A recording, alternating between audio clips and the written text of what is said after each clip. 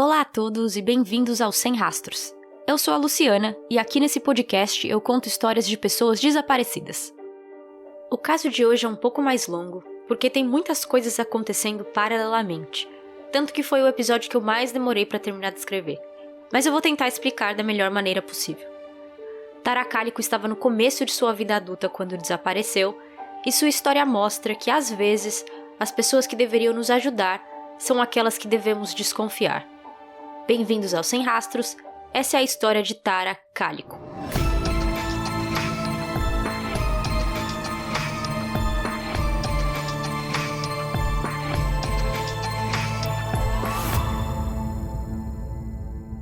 No dia 20 de setembro de 1988, Tara acordou às 9 da manhã, pronta para começar seu dia. Tara tem 19 anos e está no segundo ano de psicologia na faculdade, mas sua verdadeira paixão é se exercitar. Muito ativa, desde pequena ela já passou por cheerleading, softball, esqui, tênis e tinha preferência por exercícios outdoor. Então pedalar, caminhar, trilhas, e ultimamente aproveitava qualquer oportunidade para andar de bicicleta.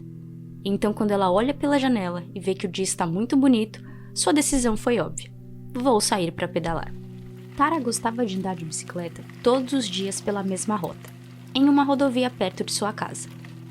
A palavra rodovia já não aparenta ser o melhor lugar para se pedalar, mas é uma estrada bem tranquila, sem muito tráfego, e era ali que ela tinha o momento dela com ela mesma, sabe? E falando em tranquila, Tara morava na cidade de Belen, no estado de New Mexico, nos Estados Unidos. Belen é uma cidade pequena.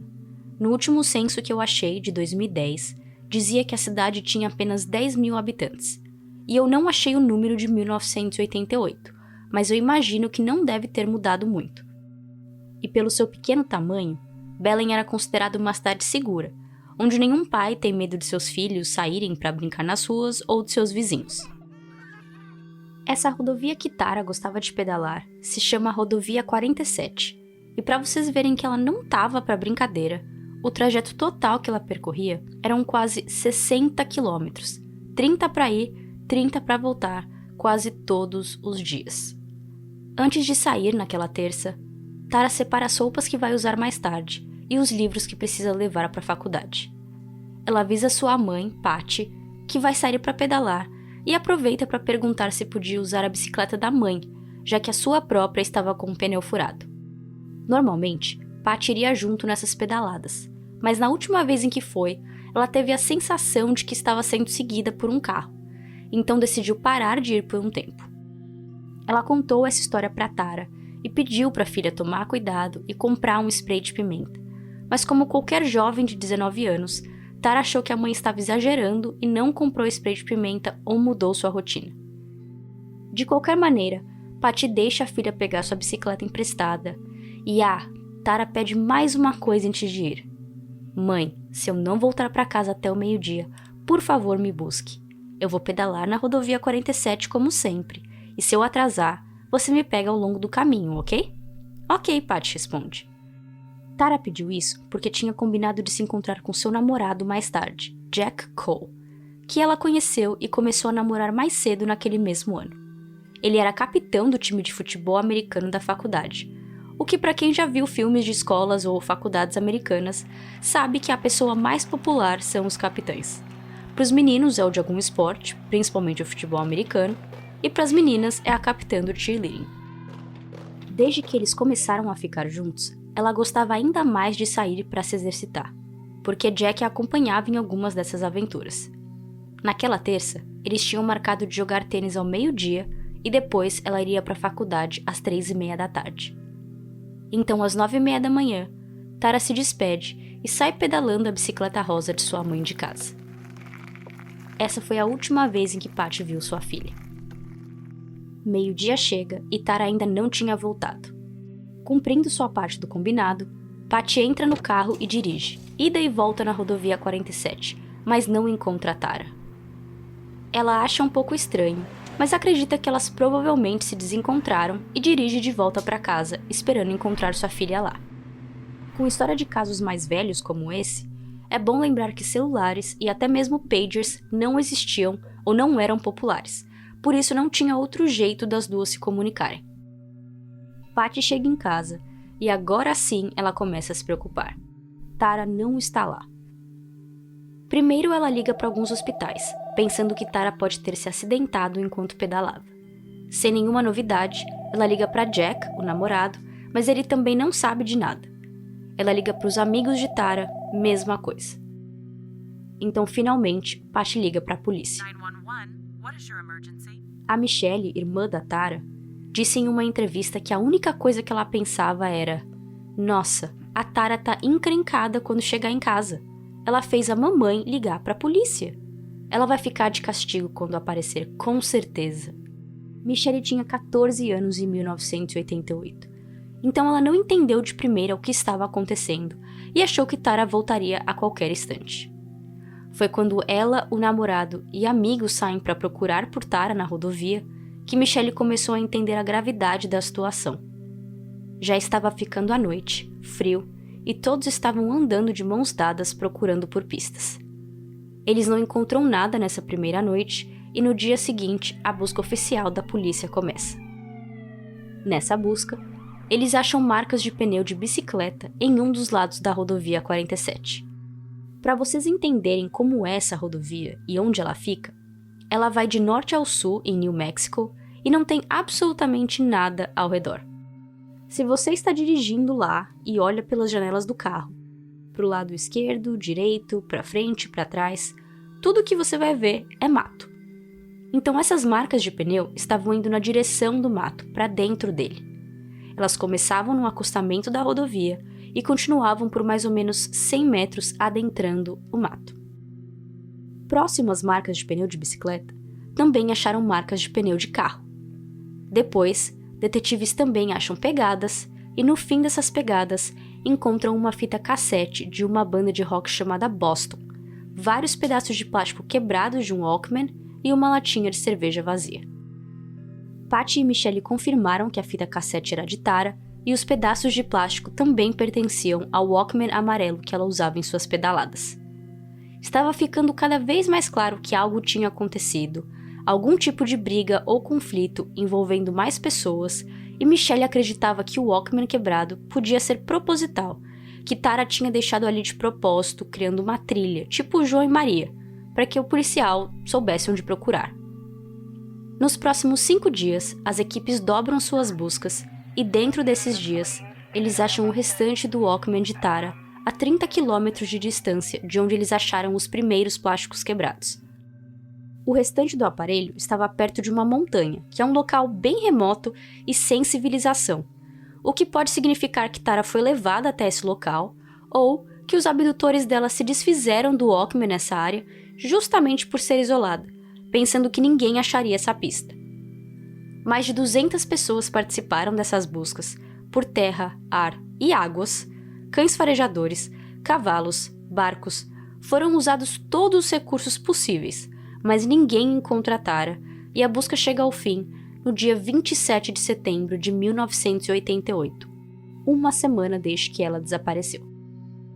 Com a ajuda de testemunhas, a linha do tempo que os detetives conseguiram criar foi: entre 9h30 e 11h30 da manhã do dia 20 de setembro, é acreditado que Tara pedalou os 30 quilômetros na direção norte da rodovia, que era a direção oposta de sua casa.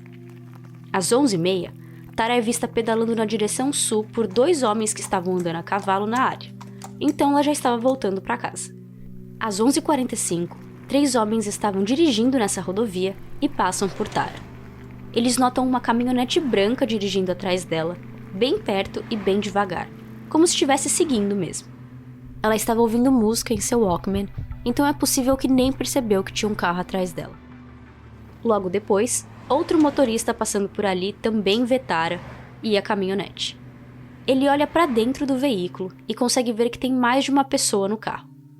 Talvez umas 3, e consegue ver um deles se mexendo, pulando para o lado do passageiro.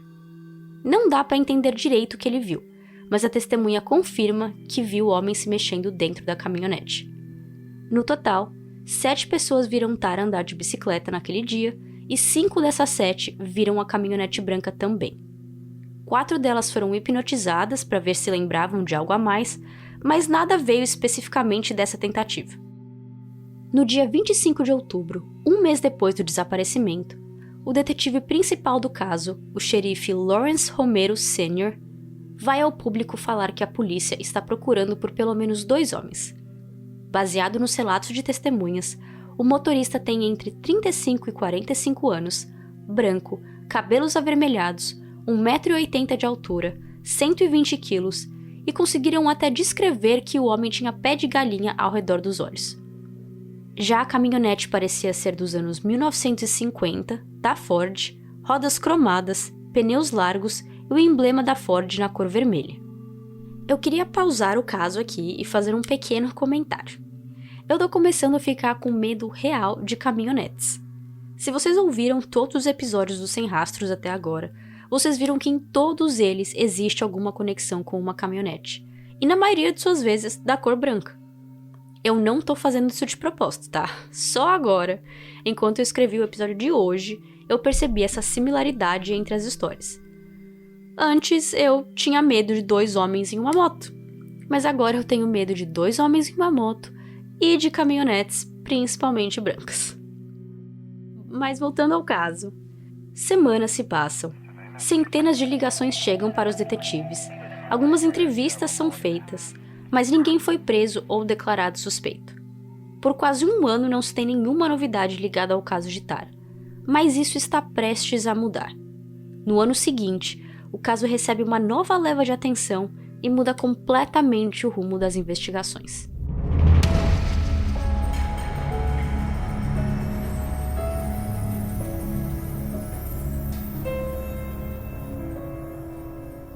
No dia 15 de junho de 1989, uma mulher na cidade de Port St. Joel, no estado da Flórida, dirige até uma loja de conveniência e estaciona o carro logo na frente da loja mesmo.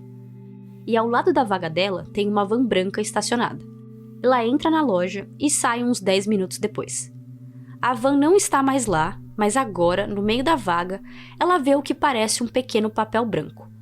Ela pega do chão e o sangue sai de seu rosto. Não é um papel.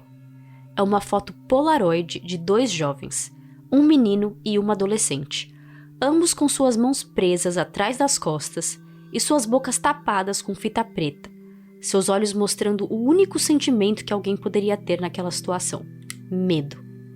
E o cenário da foto parecia ser de dentro de uma van branca. A foto é entregue para a polícia, o FBI é chamado e a Polaroid vira notícia nos Estados Unidos inteiro. A mulher que achou a foto disse que a van branca era da marca Toyota, não tinha janelas e o homem aparentava ter entre 30 e 40 anos, com bigode. A foto foi analisada e descobriram que era recente. Aquele tipo de filme de Polaroid só começou a ser distribuído para lojas em maio de 1989. Isto é, a foto não podia ter sido tirada antes de maio daquele ano, e já que agora eles estavam em junho, a foto tinha no máximo 2 meses de idade. Além das 2 pessoas mostradas na foto, tem um livro ao lado da adolescente e é possível ver que tem um telefone escrito nele, mas não aparece o número inteiro. Detetives conseguiram criar uma lista com 200 combinações possíveis. Entre elas, 50 números eram válidos e ativos, mas mesmo assim, nada veio desses números. Apostando na ajuda do público, em julho, a foto foi mostrada no show A Current Affair, um programa de TV americano que não existe mais, e a família do marido de Patty estava assistindo. Explicando rapidamente a situação familiar de Tara. Tara era filha de Patty com David Calico. Quando Tara era criança, Patty se separou de David e anos depois se casou com John Dowell, no qual ela teve mais uma filha, Michelle. Então Tara tinha o irmão Chris Calico, pela mãe e pelo pai, e a irmã Michelle Dowell, apenas pela mãe. Bom, a família de John, o segundo marido de Patty, estavam assistindo ao programa no qual falavam da Polaroid e todos se assustaram com o quanto a moça se parecia com Tara. Eles ligam para John frenéticos e contam do episódio, da foto e da semelhança. John passa toda essa informação para Patty, junto com a foto, que afirma: "A moça é minha filha." Patty liga para a polícia dizendo que sua filha está naquela Polaroid e complementa: "Se eu tenho que dizer sim ou não, eu digo sim", ao ser questionada sobre ser Tara na foto. Mas o que a fazia ter tanta certeza? 2 coisas. Primeiro, uma cicatriz. Quando Tara era criança, ela teve um acidente de carro que a deixou com uma marca na perna. Se você puder, veja a foto, tá lá no Instagram, eu coloquei a foto ampliada também, e realmente parece ter uma pequena cicatriz ali na perna dela. Outro motivo é o livro que eu comentei antes, que tinha o número de telefone escrito. O livro se chama My Sweet Audrina, da autora V.C. Andrews, e esse era um dos livros preferidos de Tara. Cara, se isso foi apenas coincidência, é uma muito forte. Eu consigo entender totalmente o porquê Patty estava tão certa de ser sua filha na foto. Patty e John vão até a Flórida ajudar com as investigações, e como primeiro passo, o FBI queria analisar a foto forensicamente. Para isso, 3 agências diferentes são chamadas para essa análise. Em um teste desses, os cientistas vão olhar para a Polaroid e para uma foto de Tara e comparar. No final, existem apenas 3 tipos de respostas. Sim, a moça da foto é Tara. Não, a moça da foto não é Tara. E a última, resultado inconclusivo. Interessantemente, as 3 agências que analisaram a Polaroid conseguiram dar os 3 resultados diferentes.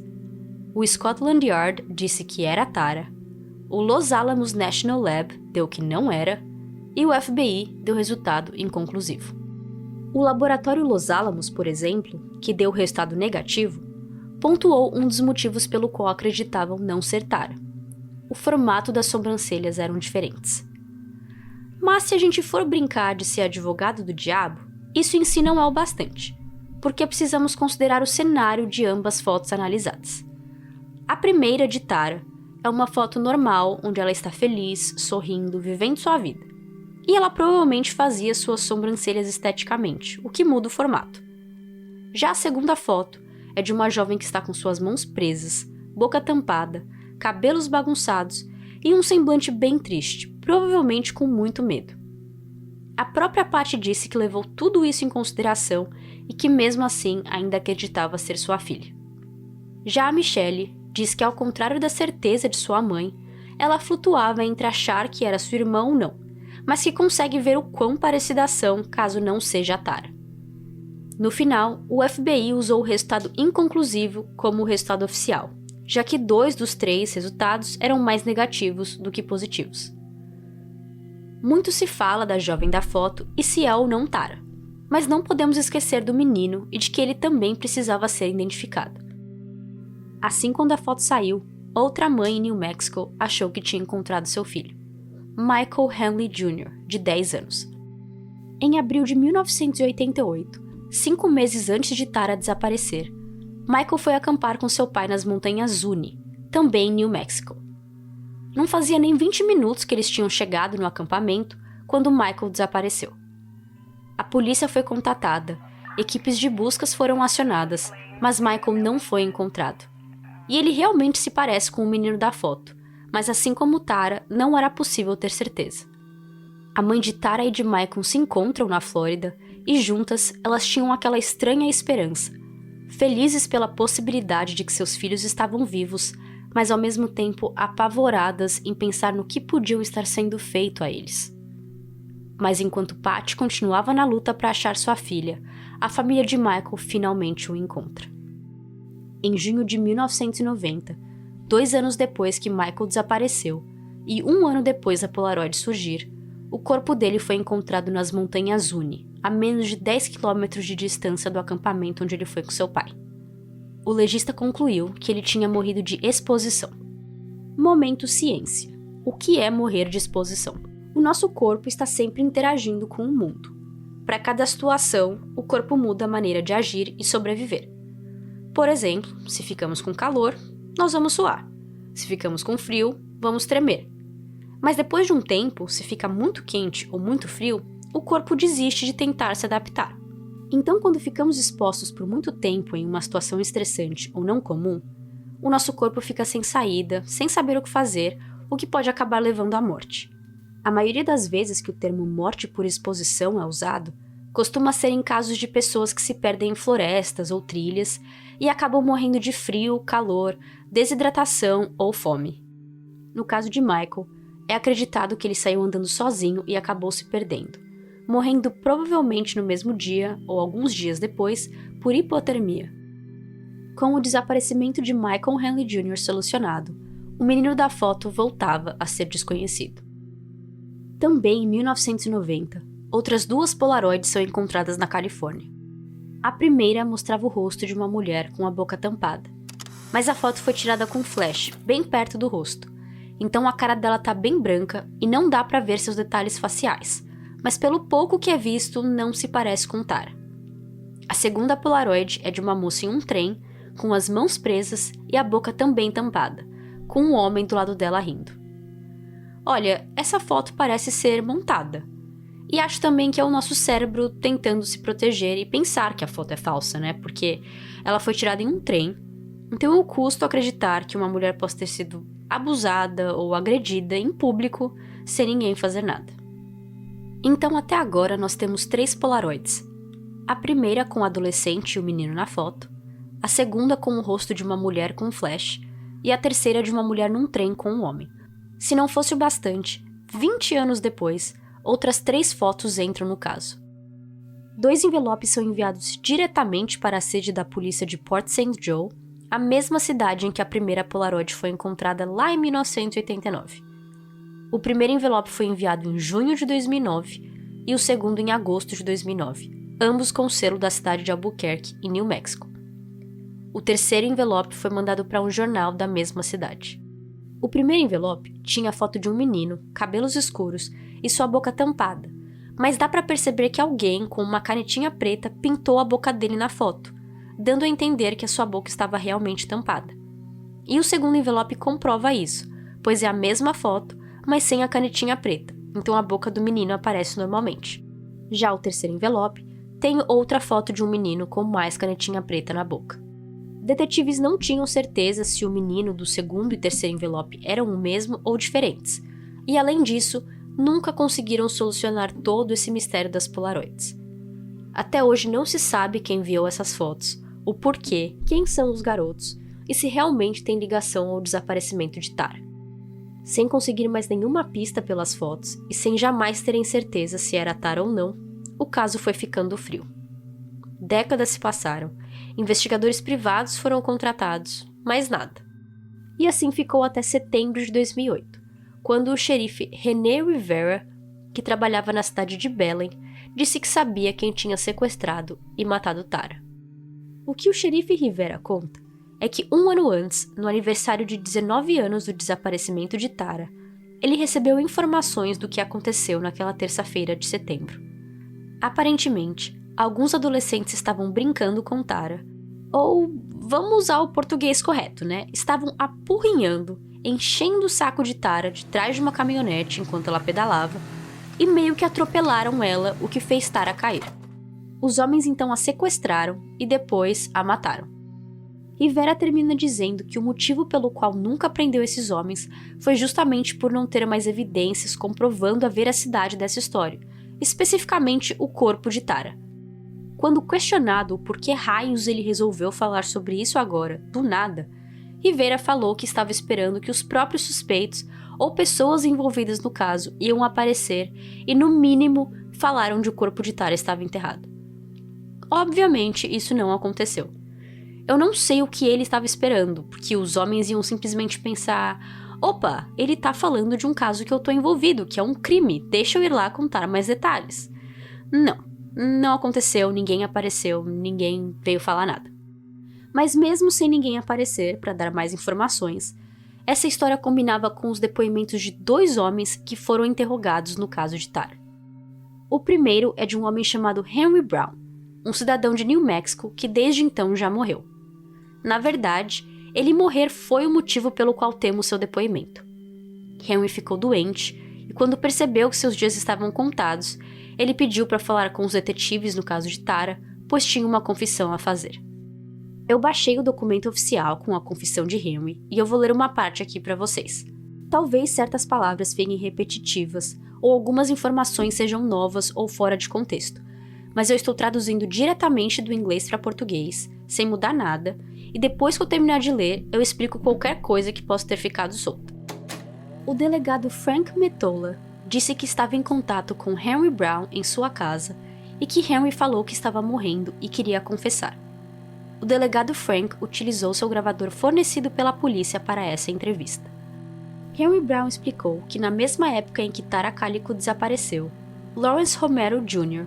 morava em uma casa-trailer que seu pai tinha para alugar na mesma rua de sua casa de moradia. Henry explicou que Lawrence Jr. tinha feito uma gambiarra e criado um tipo de porão embaixo de sua casa-trailer, onde ele usava para fazer house parties e fumava maconha. Dave Silva e outro amigo que era alto e tinham cabelos vermelhos sempre iam até a casa de Lawrence Jr. e Henry Brown se juntava a eles nessas festinhas. Henry disse que em uma dessas ocasiões, eles todos estavam bebendo margaritas e comendo farritas. Ele estava no porão com os outros adolescentes quando viu uma lona azul enrolada e parecia ter um corpo pequeno dentro. Henry disse que os homens então começaram a falar sobre Tara Calico e como eles estupraram e a mataram. Henry disse que conhecia esses adolescentes porque ele trabalhava na escola e ele sabia que esses meninos fumavam maconha e faltavam nas aulas. Henry diz que um deles namorava com Tara e que outro menino tinha ciúmes. Eles começaram a falar sobre outro amigo que estavam com eles, chamado Leroy Chaves. Eles falaram com Leroy sobre o que tinham feito e também o ameaçaram, falando para ele ficar de boca fechada ou ele ia ver só. Os adolescentes contam que eles estavam dirigindo a caminhonete de um deles naquela terça-feira, em setembro de 1988. Eles sabiam que Jeff Abita e Tara tinham terminado e que ela sempre andava de bicicleta naquela rodovia. Eles explicaram que bateram nela com a caminhonete, a colocaram na parte de trás, na caçamba, com Leroy Chaves, e então levaram ela para um local remoto, onde abusaram dela sexualmente. Lawrence Romero Jr. disse que ela se encheu de coragem num certo momento, se levantou e disse que ia fazer questão de colocar todos na cadeia pelo que tinham acabado de fazer com ela. Lawrence Jr. pegou uma faca da caminhonete e David, Leroy e o outro menino alto de cabelos vermelhos a seguraram enquanto Lawrence Jr. esfaqueava e a matava. Fim do depoimento de Henry Brown. Agora vamos por partes. Primeiramente, para quem não sabe, uma casa-trailer não é apenas um trailer. É literalmente uma casa com um telhado e tudo, mas com rodas.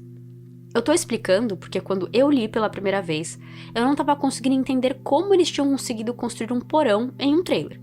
Então eu pesquisei fotos e vi que na verdade é uma casa mesmo, só que móvel.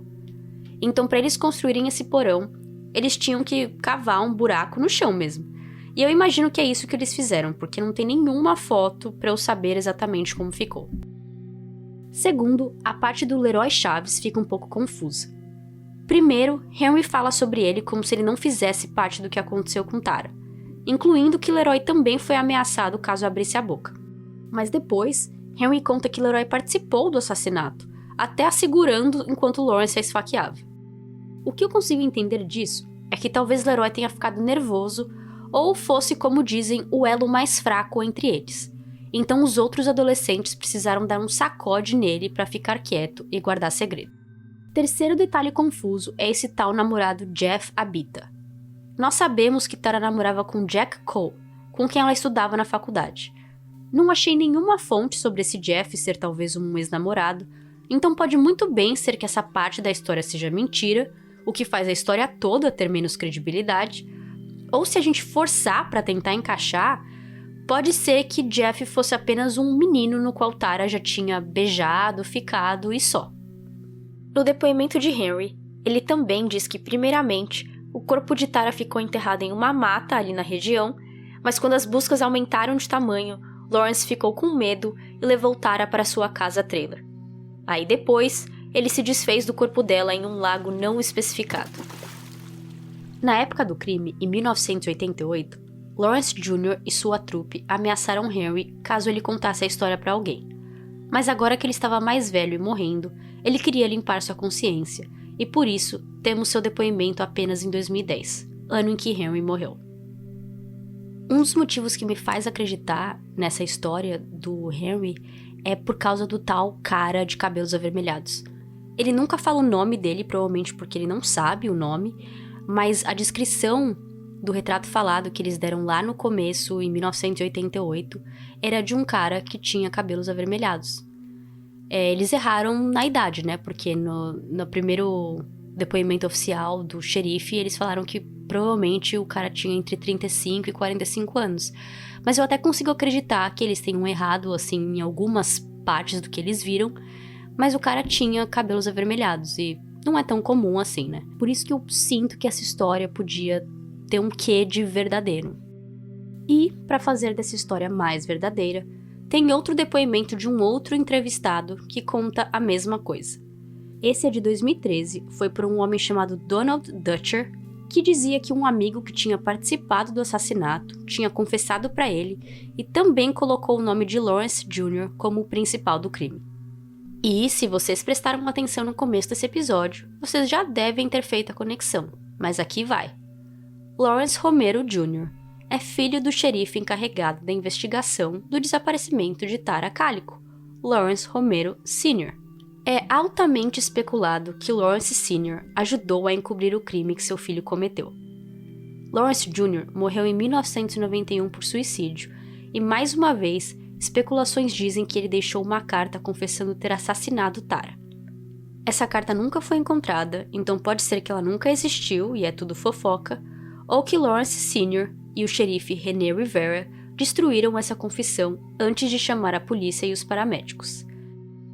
Existem vários relatos de que o xerife Rivera não era Forksy Shady, que ele também estava sendo investigado por algumas ações suspeitas, tanto que anos depois ele foi demitido do cargo de xerife. Todos os amigos de Lawrence que supostamente estavam envolvidos no crime também já morreram. É muito interessante também, porque para eu encontrar essa informação sobre o Lawrence Romero Sr. e Jr., eu precisei pesquisar em muitas fontes diferentes. Alguns artigos nem mencionam o nome de ambos, enquanto outras reportagens comentam sobre essa possibilidade de acobertamento. No geral, não se tem nenhuma conclusão do quão confiável é a história de Henry Brown e de qualquer rumor no qual a cidade conta, já que não existem evidências suficientes. Patty e John, a mãe de Tara e o padrasto de Tara, ainda em 1991, eles fizeram um treinamento na polícia e eles se tornaram Authorized Deputies. Eu não consegui encontrar essa tradução em português. A palavra deputy em português pode ser muita coisa, incluindo deputado, por exemplo. Mas em relação a isso que eles fizeram, eu não consegui achar a tradução, mas eu vou explicar o que é. Para eles continuarem trabalhando ativamente e oficialmente no caso de Tara, ser um deputy significava que vocês tinham algumas regalias acima de um cidadão normal, mas ainda abaixo de um policial. Com esse título, eles podiam carregar arma, falar com outras agências oficiais sobre o caso de Tara, incluindo pedir por informação e ajuda, e usar recursos da polícia também. Tanto que no começo eles usaram a máquina de xerox do escritório do xerife para imprimir mais de 80 mil cópias de panfletos sobre Tara. Patty também trabalhou com o Centro Nacional de Adultos Desaparecidos e apareceu em vários programas de TV para falar de Tara. Então eles ambos continuaram procurando por Tara até não poder mais, incluindo fazer esse treinamento e virar deputy, que se alguém souber o nome em português, por favor me fale, porque eu quase não gravei esse episódio por causa dessa palavra. Hoje em dia, ambos pais biológicos de Tara já morreram. A história de como David, pai de Tara, morreu, eu achei em apenas uma fonte, mas lá conta que em 2002, o David foi abordado e roubado na rua por 2 homens. Eles levaram sua carteira, 2 anéis e seu remédio do coração, e por causa disso, ele morreu de ataque cardíaco um tempo depois enquanto dormia. Em 2003, Patty e John se mudaram para a Flórida, e Patty morreu em 2006 depois de ter sofrido vários derrames. Mesmo em seus últimos anos, Patty nunca parou de procurar por sua filha. Ela e John mantinham um quarto para Tara, onde eles traziam presentes e passavam tempos lá, relembrando boas memórias dela. Caso alguém se pergunte, eu não achei o motivo pelo qual Patty e John decidiram se mudar para a Flórida, mas eu particularmente não acho que tenha a ver com o fato de que a Polaroid achada em 1989 foi na Flórida. Primeiro porque Patty se mudou para uma cidade diferente e não para Port St. Joe. E também porque se mudou apenas em 2003. Sem contar que é tradição nos Estados Unidos de quando as pessoas se aposentam ou vão ficando idosas, elas se mudam para a Flórida para viver seus últimos anos debaixo de sol e praia, sem precisar se preocupar com neve. Mas pro final da vida de Patty, John tinha que repetidamente dizer que não. Aquela menina na bicicleta que você viu hoje de manhã não era a Tara. Sempre que uma moça jovem passava por sua rua e Patty via pela janela, ela acreditava que era a Tara voltando para casa. Chris Calico, irmão de Tara, acredita que o estresse e a busca incessante fez com que sua mãe ficasse doente e morresse cedo. Ele também contou que assim que Patty se tornou uma deputy e construiu uma relação profissional com outros policiais, eles mandavam fotos para ela de corpos desmembrados com sangue, fotos de cena de crime ou autópsia, para Patty analisar e ver se podia ser Tara ou não. Não importa o quão horríveis eram as fotos ou quanto Patty não queria fazer aquilo, ela precisava continuar procurando por Tara. Patty também morreu acreditando que era sua filha naquela Polaroid. Ela não conseguiu acreditar na possibilidade de que sua filha tenha morrido no dia em que ela desapareceu.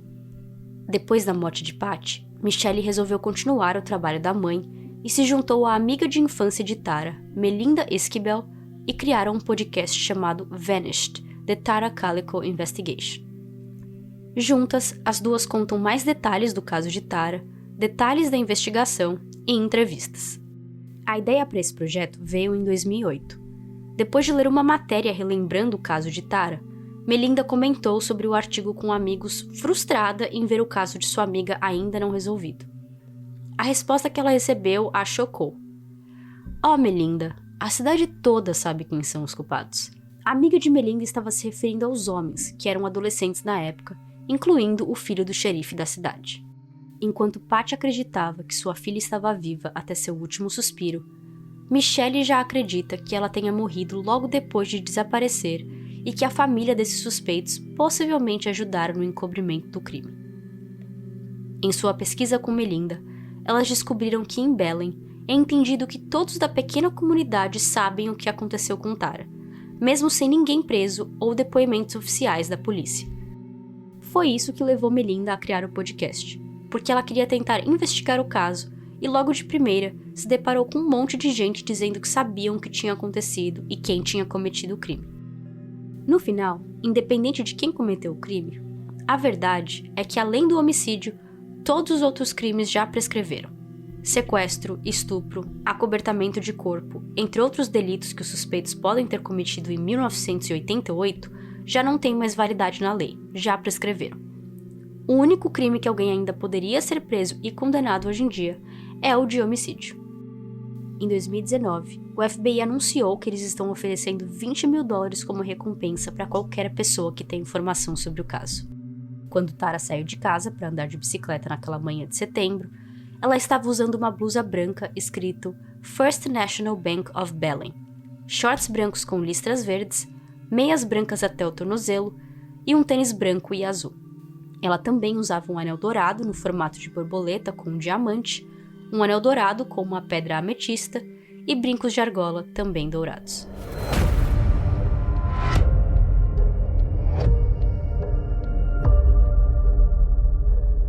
Esse é o episódio de hoje. Eu realmente acredito que Tara provavelmente morreu naquele mesmo dia em que ela desapareceu. Eu acredito sim nessas histórias dos homens que sequestraram ela e possivelmente a abusaram e depois mataram.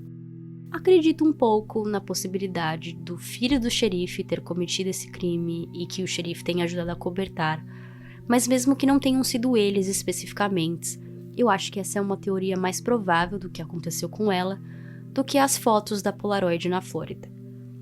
Eu acho sim que aquelas fotos precisam ser resolvidas. Existe a possibilidade de serem falsas, existem, mas eu não acredito que seja. Mas eu também não acredito que seja a Tara. Mas até hoje, né, a polícia nunca conseguiu resolver esse caso. E o fato é que depois, em 2009, mais fotos foram enviadas diretamente para a sede da polícia, com outras fotos de meninos. É quase um Zodíaco 2, né, que manda a foto diretamente para a polícia, direto para o jornal e mesmo assim não é pego. Mas de qualquer maneira eu acho que isso é outro caso que precisa ser solucionado, mas que não envolve a Tara. E como vocês viram nessa história, a mãe da Tara, a Patty, achava que estava sendo seguida, o que a gente nem sabe se pode estar relacionado ou não, se a vez que ela achou que estava sendo seguida foi também por as mesmas pessoas que pegaram Tara, ou se foi só uma bela de uma horrível coincidência. Mas a Patty falou pra Tara tomar um pouco mais de cuidado e comprar o spray de pimenta. E mesmo assim a Tara não fez. Isso teria mudado alguma coisa no caso dela? Pode ser que não. Eu acho que não. Eu acho que não seria um spray de pimenta que parariam caras de possivelmente te atropelar e principalmente que parecem que eram 3 ou 4 caras. Mas eu deixo aqui mais uma vez que ter spray de pimenta é uma boa ideia, pelo menos talvez ajude em alguma situação. Ou pelo menos eu acho que, né, ouvir a mãe nesse caso e não sair pra pedalar. Mas, de novo, né, aquele tipo de conselho horrível, né, que a gente tem que parar a nossa vida por causa de medo de outras pessoas, né, não tem nada a ver. Sou eu pensando alto aqui, coisas que eu não queria que fosse do jeito que são. Como eu sempre falo aqui nos episódios, eu espero que a família dela possa encontrar a paz. A mãe de Tara já se foi, o pai de Tara já se foi, mas o padrasto, John, ainda tá vivo, a irmã, o irmão, amigos. Então eu espero que eles realmente consigam encontrar o corpo dela ou consigam ter algum tipo de resolução. Mais tarde do que nunca, mas que realmente aconteça. Até o próximo episódio.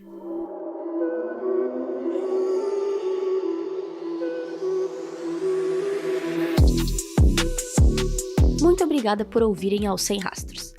O episódio de hoje foi escrito e narrado por mim, Luciana, e editado por Gabriela Serra.